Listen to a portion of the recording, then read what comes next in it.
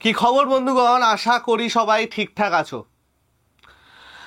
একটা অদ্ভুত জিনিস বা একটা অদ্ভুত কনফিউশনের সৃষ্টি হয়েছে। অনেকে আমাকে পার্সোনালি এসএমএস করেছিলে, যেটা নিয়ে আমি কালকে একটা শর্টসও করে দিয়েছিলাম এবং মনে করলাম যে আজকে এই পুরো ব্যাপারটা নিয়ে বিস্তারিত আলোচনা করলে ভালো, সেই জন্য আমি তোমাদের কাছে এই পুরো সেশনটা নিয়ে আসছি।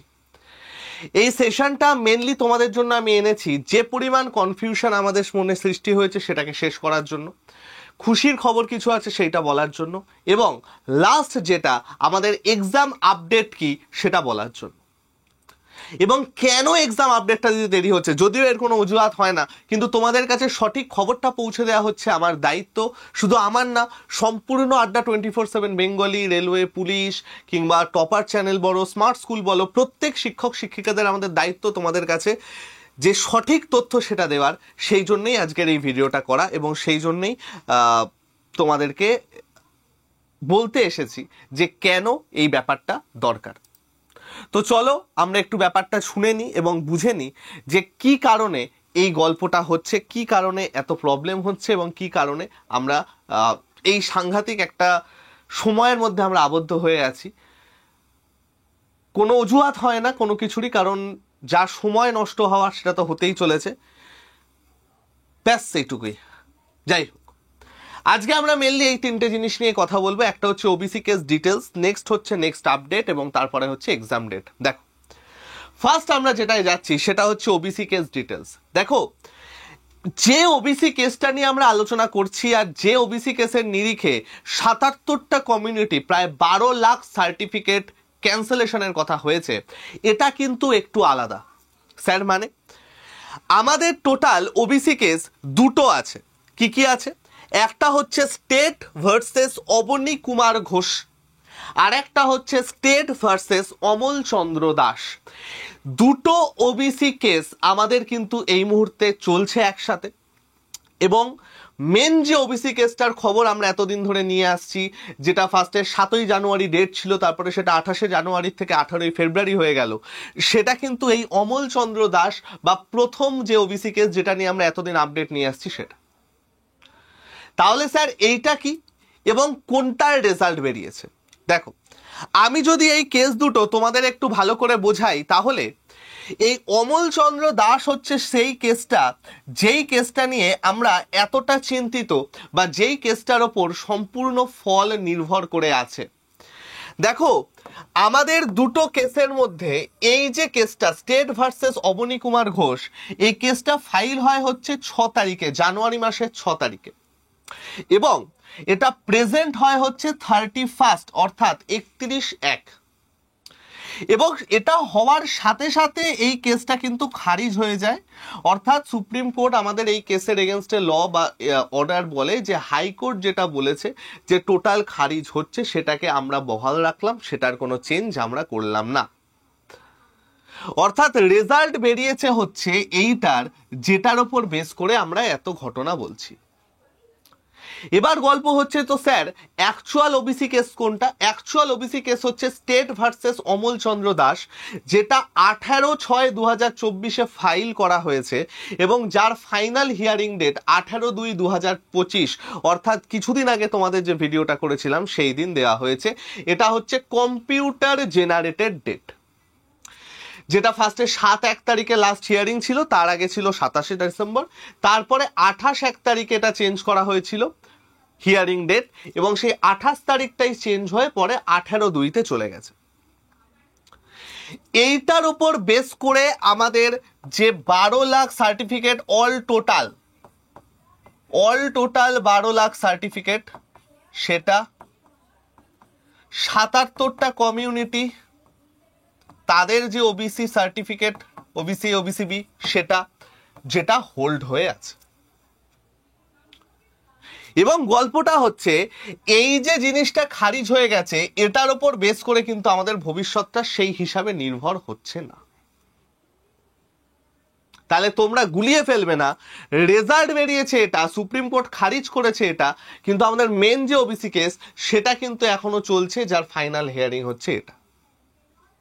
ওকে ভাই, এখন গল্পটা হচ্ছে এই যে জিনিসটা আমাদের খারিজ হয়েছে বা এই যে কনসেপ্টটা আমাদের এসেছে, এইখানে কিসের জন্য আমরা এটা একটু পজিটিভ ভাইবস নিয়ে দেখছি, বা কিসের জন্য আমরা বলতে পারছি যে এইটার কেসেরও রেজাল্ট এইটার মতো হতে পারে, তার একটা সম্ভাবনা কেন দেখা গেছে? কারণ এই দুটো কেসেরই আমাদের যে জাজেরা ছিলেন বা যারা এটার বিচার দিয়েছেন তারা ছিলেন বিচারপতি অনারেবল B.R. গাভাই এবং অগাস্টিন জর্জ মাইশ, যারা এটার দুটো কেসেরই জাজমেন্ট করেছেন এবং এনারাই এইটা খারিজ করে দিয়েছেন, বলেছেন হাইকোর্ট যা বলেছে তাই ঠিক, এটার উপর আমরা কিছু আর করব না, এর কোনো রিপ্রেজেন্টারও ছিল না। কিন্তু এনারাই আবার এইটার আপডেট কিন্তু দেবে, বা এইটার হিয়ারিং এর ফাইনাল যে জিনিসটা, ফাইনাল যে রেজাল্ট, সেটা 18 তারিখে দেওয়ার কথা। অর্থাৎ একটা পসিবিলিটি থেকে যাচ্ছে সেখানে পুরো জিনিসটা এইটার মতোই একই করার, কমিউনিটি সার্টিফিকেট বাতিল হওয়ার। বাতিল হোক না হোক, যাই হোক, হলে কাদের হবে, কিভাবে আমরা সুবিধা পাবো, পুরোটা আমি বলছি। বাট তার আগে একটা জিনিস বুঝে রাখো ভাই, একটা কিন্তু আমরা পজিটিভ জিনিস পাচ্ছি, যে এই যে তারিখ পে তারিখটা হচ্ছিল, সেটা কিন্তু 18 তারিখে শেষ হওয়ার একটা সম্ভাবনা আছে, এবং 18 তারিখে এটা এন্ড হওয়ার ম্যাক্সিমাম চান্স। আর বুঝতেই পারছো, এন্ড হওয়া মানেই আমাদের পরপর সব নোটিফিকেশনগুলো বেরোনো। এবার যদি এটা খারিজ হয়ে যায় তাহলে কি হবে? স্যার এতগুলো সার্টিফিকেট বাতিল হলো, এই হলো সেই হলো, তাহলে আমাদের কি কেস হবে সেটা এবার আমরা একটু দেখি। তাহলে আমাদের নেক্সট আপডেটে এবার আমরা চলে যাব, যে নেক্সট আপডেটে কি কি আছে। দেখো, ফার্স্ট 2010-এর পর যা যা ওবিসি সার্টিফিকেট ইস্যু হয়েছে সেইগুলো বাতিল হওয়ার সমূহ সম্ভাবনা আছে। ওকে, আপডেট নাম্বার 2 কি আছে? আপডেট নাম্বার 2 যেটা, সেটা হচ্ছে এই যে জিনিসটা, এটা লাগু কিসের ওপর হবে, কাদের ওপর হবে? দেখো, এই যে পুরো কেসটা, সেটা জবে থেকে উঠেছিল, অর্থাৎ 22/5/2024, এর পরে যে সকল নোটিফিকেশন বেরিয়েছে, বাই চান্স যদি সেই 77টা কমিউনিটি বা অতগুলো সার্টিফিকেট বাতিল হয়ে যায়, যে ভাই বোনরা আমাদের সেই সার্টিফিকেটের মধ্যে বা স্টেট হোল্ডার সার্টিফিকেটে পড়ছো, সেন্ট্রালের জন্য আলাদা সার্টিফিকেট লাগে, স্টেটের সার্টিফিকেট সেখানে নয়, তো যারা স্টেট সার্টিফিকেটের মধ্যে পড়ছো তারা কি হচ্ছে, 2024-এর 22শে মেতে সেইখান থেকে যে সমস্ত নোটিফিকেশনগুলো এসেছে বা আসার কথা, তারপরে এই নিয়মটা লাগু হবে। অর্থাৎ তার আগে যদি কোনো নোটিফিকেশন এসে গিয়ে থাকে, সেটাই কিন্তু এই নিয়ম লাগু হচ্ছে না। সেটাতে 2010-এর পর যারা ওবিসি সার্টিফিকেট নিয়ে অ্যাপ্লাই করেছিলে তাদের কোনো অসুবিধা নেই, তাদের ওবিসি হিসাবেই গণ্য করা হবে।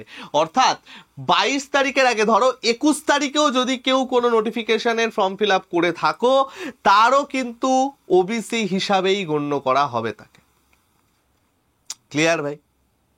তাহলে 22/5-এর পরে যে সমস্ত নোটিশ এসছে তাদের ওপর লাগু হবে। এবার নতুন নিয়োগে, অর্থাৎ এই যে পুরো কেসটা আমাদের চলছে, এই পুরো কেসে নতুন নিয়োগে কিন্তু কেউ কোনো বাধা প্রদান করেনি। নতুন নিয়োগ কিন্তু তারা করতেই পারে, তাতে কোনো অসুবিধা নেই। বাট এইখানে এবার একটা কেস আছে। কি কেস আছে? সেটা হচ্ছে ফাইনাল হিয়ারিং যদি 18 তারিখে আমাদের চলে আসে, এর তো একটা সমূহ সম্ভাবনা আমরা দেখলামই আছে, যে ফাইনাল হিয়ারিং আমাদের 18 তারিখে চলে আসবে। যদি হয়, নতুন নিয়োগে কেন বাধা নেই? যদি ওবিসি ওই সার্টিফিকেটগুলোকে বাতিল করা হয়, তাহলে একটা রোস্টার জারি হয়। রোস্টার মানে কি? এই যে আমাদের রিজার্ভেশন থাকে, যে জেনারেলদের এত, এসসিদের এত, এসটিদের এত, ওবিসিদের এত, এর তো একটা পার্টিকুলার পার্সেন্টেজ থাকে, যে এত পার্সেন্ট জেনারেল, এত পার্সেন্ট এই, এত পার্সেন্ট ওই। আমি একটা জাস্ট মন গড়া একটা পার্সেন্টেজ লিখলাম। যদি এই পুরো জিনিসটাই উঠে যায়, তাহলে তো আমাদের এইটার ওপর বেস করে নতুন পার্সেন্টেজ বার করতে হবে, যে কোন সেকশনে কত পোস্ট ওখানে ফলো করে রাখতে হবে, কত পোস্ট রিজার্ভ করে রাখতে হবে, তার তো একটা নতুন পার্সেন্টেজ বার করতে হবে। এই পার্সেন্টেজ বার করতে হলে কিন্তু আবার নিয়োগের নোটিফিকেশনে দেরি হয়ে যাবে, কারণ নতুন নিয়োগে সেই নতুন পার্সেন্টেজ, সেই নতুন রোস্টার অনুযায়ী কিন্তু আমাদের পোস্ট বেরোবে। ঠিক যার জন্যই আমাদের এখনো পর্যন্ত কোনো নোটিশ বার করতে পারছে না বা পরীক্ষা হতে পারছে না, কারণ যদি এইটা পুরোটা জীবন থেকে উঠে যায়, তাহলে কিন্তু রোস্টারটাও আমাদের নতুন হবে, নতুন ফাইল, নতুন সমস্ত কিছু। এবার কেস নাম্বার 2, যদি 18 তারিখে আগের মতোই সমস্ত সার্টিফিকেট অ্যাপ্লিকেবল থাকে, তাহলে ধ্যার পরীক্ষা হয়ে যাবে, ধ্যার নোটিশ বেরিয়ে যাবে, কারণ যা এখানে রিজার্ভেশন ছিল সেটা আমাদের সেম থাকবে। তাহলে স্যার তো খারিজ না হলেই ভালো, সেটা এবার বিচারপতিদের হাতে। কি পসিবল রেজাল্ট আসতে পারে সেইটা আমি তোমাদের জানালাম। তাহলে আশা করি এই গল্পটা তোমরা বুঝতে পারলে যে কি হতে চলেছে, কি না হতে চলেছে, কি হলে কি হবে এবং কি হলে না হবে। তাহলে স্যার আপনি আমাদের বলুন এক্সাম ডেটটা কি হবে।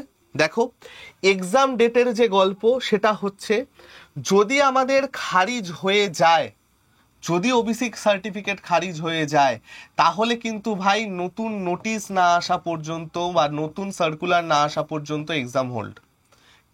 বাট 2026-এ ভোট আছে, তো বেশি দিন হোল্ড করে রাখার সম্ভাবনা নেই। আর যদি হয়ে যায়, সবার আগে কেপির যে এক্সাম আছে সেটা হবে, তারপরে ডাব্লিউবিপি হবে এবং পিএসসির বাকি এক্সাম পরপর পরপর পরপর হতে থাকবে। বুঝাতে পারলাম? হয়তো মার্চ এপ্রিল মাসেই আমরা এটা দেখতে পেতে পারি, আর যদি হয়ে যায় তাহলে হয়তো এপ্রিল মে মাসে এটা চলে যাবে। ক্লিয়ার ভাই? তো যাই হোক, আজকে আমি কোনো ব্যাচের কথা বলবো না, কোথাও আমি ঢুকতে বলবো না, খালি আমি দুটো ফ্রি জিনিস বলবো। এক হচ্ছে, তোমরা আমাদের অ্যাপটাকে ডাউনলোড করে নিও, ডেসক্রিপশনে অ্যাপ লিঙ্ক পাবে, সেখান থেকে এই টাইটেলের নিচে দেখবে মোর বলে একটা অপশান আছে, সেই মোরটা দুবার ক্লিক করলেই দেখবে লিঙ্ক পেয়ে যাবে। সেই অ্যাপ লিঙ্ক থেকে অবশ্যই আমাদের অ্যাপটা ডাউনলোড করে নেবে। আর অ্যাপটা ডাউনলোড করে যখন সিলেক্ট ইওর ক্যাটাগরি আসবে, তখন স্টেট এক্সামসের পরে তোমরা সিলেক্ট করবে হচ্ছে ওয়েস্ট বেঙ্গল। তাহলেই আমরা যা যা ফ্রি এর মেটেরিয়াল দিই সমস্ত কিছু তোমরা পেয়ে যাবে। দেখো, স্টাডি মেটেরিয়ালে গেলে এত কিছু তোমরা ফ্রিতে পেয়ে যাবে, এত কিছু কোনো রকম টাকা ছাড়া তোমরা কিন্তু ফ্রিতে অ্যাভেল করতে পারবে এবং পড়াশুনো করতে পারবে। দেখো কত কিছু সুন্দর সুন্দর করে দেওয়া আছে। এছাড়া দুপুর 3টের সময় প্রত্যেক দিন এই চ্যানেলে আমি অধ্যায় ভিত্তিক অঙ্ক ক্লাস নেব, পুলিশ, পিএসসি এবং অন্যান্য পরীক্ষার জন্য, বেসিক থেকে শেখাবার জন্য। তো অবশ্যই যে ভাই বোনেরা আমার পড়াশুনোর মধ্যে আছো, ক্লাসগুলো করো। দুপুর 3টের থেকে শুরু হবে কালকের থেকে, এবং কালকে আমি শুরু করব হচ্ছে অনুপাত সমানুপাত দিয়ে। তো যে ভাই বোনেরা আমার ক্লাস করতে আবার রেডি হয়ে যাও, সেরা সেরা ক্লাস আসতে চলেছে। ঠিক আছে? লাস্টে আমি এইটুকুই বলবো, দেখো আমাদের হাতে কোনো অপশন নেই। আমি বলবো না মোটিভেট থাকো, এই থাকো সেই থাকো, বাট সময় নষ্ট হচ্ছে, মানছি, যেখানে কিছু করার নেই আমরা কি করবো বলো। ব্যাস এইটুকুই। ভালো থেকো সবাই, সুস্থ থেকো। কালকে তোমাদের সাথে আবার দেখা হচ্ছে। কোনো রকম প্রশ্ন থাকলে, গালিগালাজ থাকলে আমায় কমেন্ট সেকশনে করো, কোনো অসুবিধা নেই। আসছি ভাই।